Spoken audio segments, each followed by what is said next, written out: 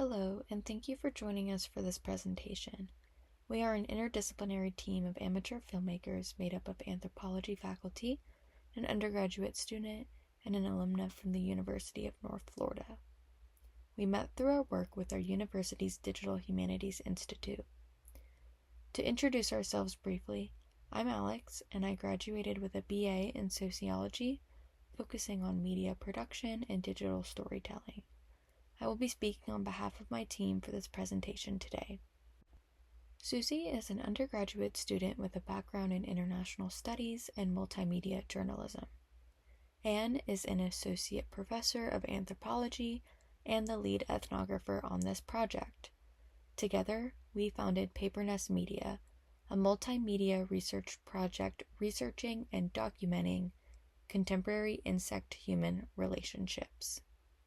Papernest Media contextualizes the history and contemporary status of the commodification of insects as traditional food, natural dye, and trendy tourist fare in Oaxaca. We use sensory ethnographic filmmaking and participatory methods to engender resonances and contradictions between long-standing traditions and newly emerging narratives surrounding insects. Contemporary ambivalence regarding insects ranges from shock and disgust to renewed energies towards the rediscovery of trendy Mexican superfoods and natural dyes with long-standing cultural significance in Oaxaca. Papernest houses photographic images, short film clips, and research pertaining to human-insect relationships, mostly in Oaxaca, Mexico. Through photography, film, ethnography, and humanistic and archival research, we explore insect uses and imaginaries which take on many forms in Oaxaca, a state boasting the greatest cultural, linguistic, and biological diversity in Mexico. The name Papernest is inspired by the nests made by paper wasps to house their colony, so our website is a metaphorical home for media, ideas, and research. Papernest came together during an exploratory phase of a larger ethnographic research project led by Pfister at the University of North Florida. Pfister's research uses anthropological and humanistic approaches to explore Oaxaca's rich cultural and culinary history and contrast it with colonial and Euro-American ambivalence towards insects. One central question focuses on how globalized and colonial forces impact our participants economically, socially, and ecologically, and how their lived experiences might be representative of broader post-colonial tensions and realities. This is a relatively new research endeavor, so the multimedia components housed within Papernest are not utilized to communicate well-documented findings nor proclaim absolute truths, but instead as a way to visually represent research questions and explore future directions for this project. For example, short film sequences illustrate research questions such as how do factors such as increasing tourism, growing populations, and changing climates impact human-insect relationships, without the imposition of a positivistic approach or persuasive theoretical intervention. In the summer of 2024, we traveled to Oaxaca to explore ideas for an ethnographic film. Our original intention was to learn about edible insects.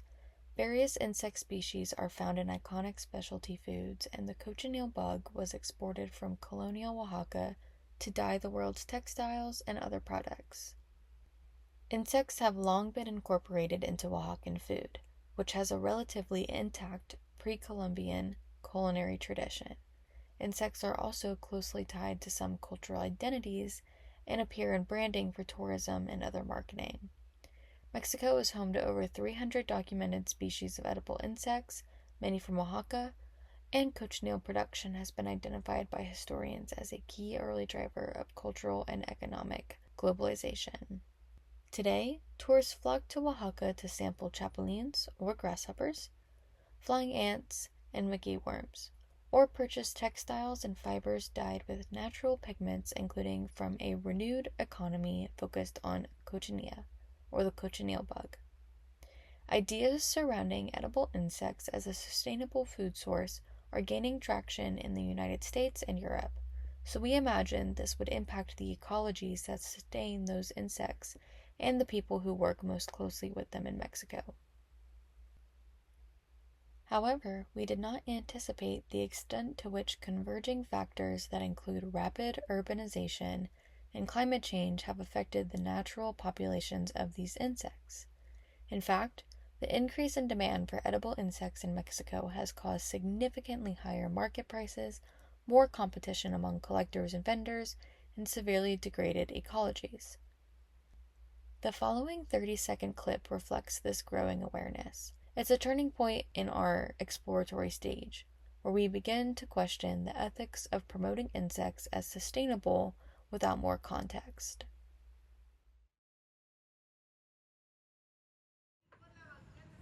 Pues como es dinero, siempre para acá, pero nunca para allá. ¿Qué hacemos por la naturaleza? No hacemos nada. Ayer, por ejemplo, yo siempre les pongo, en la noche les pongo agua, les salpico agua, les pongo tierrita, siempre los estoy ahí cuidando también. No es de que, no, pues los traigo porque es mi venta y es mi dinero, no. Pero yo también tengo que demostrarles a ellos amor, porque así como ellos me dan de comer, me sirve. Entonces yo también tengo que demostrarle amor. Ayer, por ejemplo, algo bien chistoso.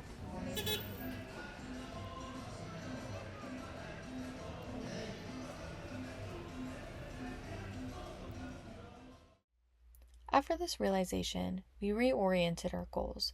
We decided that our media should raise questions rather than endorse simplified solutions. Thus, early on in our exploratory investigation, we realized we could not ethically promote edible insects as a sustainable food source through film or media, at least not as they are currently collected and commodified in and around Oaxaca. We arrived at this conclusion through many conversations with participants. Participants included people involved in the tourism industry, scientists and preservationists who work closely with cochineal, and street vendors and artisans who sell edible insects and insect-related products for a living. One partnership that emerged early on through ethnographic research in Oaxaca is with participants at a small educational museum and cottage industry cochineal farm, educating the public about this long-standing tradition in Oaxaca. Our partnership with the museum for this project is mutually beneficial because all parties are interested in disseminating information about the unique cultural history of the cochineal insect, while also highlighting the multiple threats to its viability. Threats to the delicate domesticated cochineal bug include predators, extreme weather, declining nopal cactus supplies due to climate change, and agricultural chemicals and other human-made environmental contaminants. The story of the cochineal bug is close to the message that lies at the heart of this larger project and research endeavor, which hopes to convey that when biodiversity is threatened, associated knowledge and traditions are also devalued and endangered. Here's a brief clip from our visit.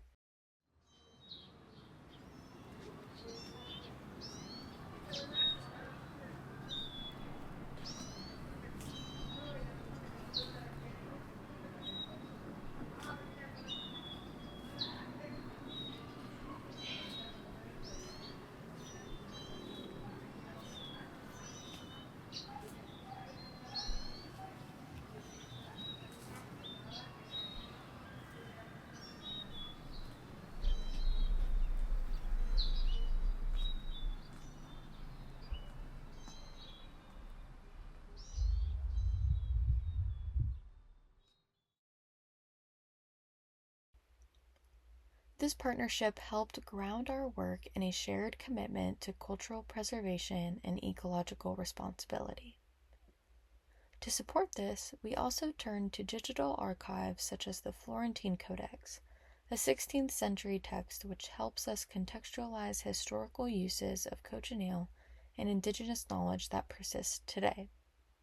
The general history of the things of New Spain, also known as the Florentine Codex, was written by Franciscan friar Bernardino de Sahagún after his arrival to the lands now called Mexico in 1529, 8 years after Spanish conquest. 𝗔𝗯𝘀𝘁𝗁 is sometimes called the father of anthropology of the New World because he worked with the Nahua people of central Mexico who helped him create this detailed and extensive documentation of indigenous peoples' culture and many customs, as well as a compelling natural history of the area. The Digital Florentine Codex is a searchable online catalog that allows researchers and history enthusiasts to search its nearly 2,500 images and read the trilingual texts in English, Spanish, and Nahua that explain these incredible historic images, many of which were painted using cochineal dye. Digital archives, like the Digital Florentine Codex, are an important component of digital humanities research as preservation and bibliographic tools because images and documents can be handled and studied without fear of the destruction of these delicate and priceless historical artifacts. Digital archives are also more accessible to researchers because they can study historical texts and images remotely without the cost of travel and permits. This accessibility also potentially broadens the readership and interest base beyond academic research. In this project, we use film and our interactive website as a part of a larger ethnographic endeavor. The Papernest team is US-based and research participants live in Mexico, where we have not been able to travel often or for long periods of time. Thus, our media has become a vehicle by which we communicate our ideas and ask for feedback and input from participants. Ethnography, a method derived from writing culture, is the anthropological practice of studying culture and cultural phenomena and theorizing about it. McGranahan asks, what makes something ethnographic? And looks at Clifford Geertz's 1973 piece, The Interpretation of Cultures. Two of the many defining characteristics of ethnography that resonate with our work are the contextual exegesis of native concepts and discourses, and an emphasis on the native point of view. To better access and incorporate insider or native points of view, we engage participants in dialogue using multimedias through our website. This creates a participatory process for exploring new areas of inquiry in future research and filmmaking, thus engendering a form of anthropological praxis. There are many conceptualizations of anthropological praxis, an idea often traced back to Marx's desire to liberate the working class. Smith defines anthropological praxis as being attentive to historical contingencies and spatial specificities which allow for collective subject-making. In plainer terms, many anthropologists now understand anthropological praxis to be a form of applied anthropology, or the application of anthropological theories, methods, and concepts to address contemporary issues affecting people, especially those understood to be marginalized. Again, because our team is based in the United States and our participants are in Mexico, our film has become a bridge. We see the possibility in film not as a final product, but as a part of an iterative participatory research project. This next short film segment shows how we use edited sequences to invite questions and reflection, not just from audiences, but from the participants themselves.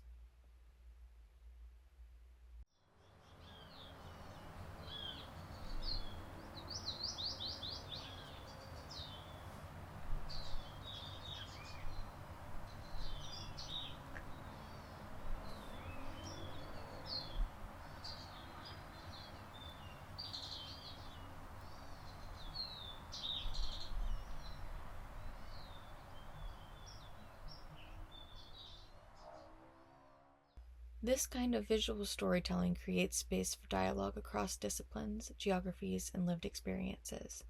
It's how we hope to keep this project evolving alongside those involved in it. Our short-form film clips demonstrate the possibility of film and edited sequences to generate questions about anthropological phenomena and explore potential approaches to address those questions through ethnographic research, which seeks to illuminate participants' perspectives. These visual representations are a way to dialogue with different stakeholders that include participants, anthropologists, and other scholars in social sciences and humanities. The iterative process of dialoguing with stakeholders at multiple stages of ethnographic fieldwork and filmmaking, from pre-production and planning through post-production and ethnographic representation in a variety of formats, better informs the dual and iterative processes of anthropological research and ethnographic and documentary filmmaking. We believe the contribution of this work will be of interest to a range of scholars, like participants at the Interactive Film and Media Conference, including social scientists, humanists, and scholars of the digital humanities. We also hope our work appeals to publics interested in broad biosocial interspecies relationships, Mexican history, and political economies. This project showcases how the creative and flexible use of multimedias can be used in ethnographic research, particularly for exploring research themes with participants in an interactive way. We draw inspiration from participatory ethnographic filmmaking as a way to involve research participants as agentive members of creative and ethnographic processes. Gruber reminds us that participatory elements have become fashionable in film, research, and development projects around the world to put research participants, who are often marginalized, in the position to influence the decisions affecting their lives. Using multimedias in participatory ways helps shift the directionality of anthropological investigation by expanding opportunities not only for what kinds of questions are asked, but also who asks these questions. We would like to thank the Digital Humanities Institute, the Office of Undergraduate Research, and the College of Arts and Sciences at the University of North Florida for their support of this project. Thank you for your interest in this project. We invite you to check out our website, and please contact us if you have any questions. We look forward to our discussions surrounding this project, and we look forward to learning about the work of the IFM community.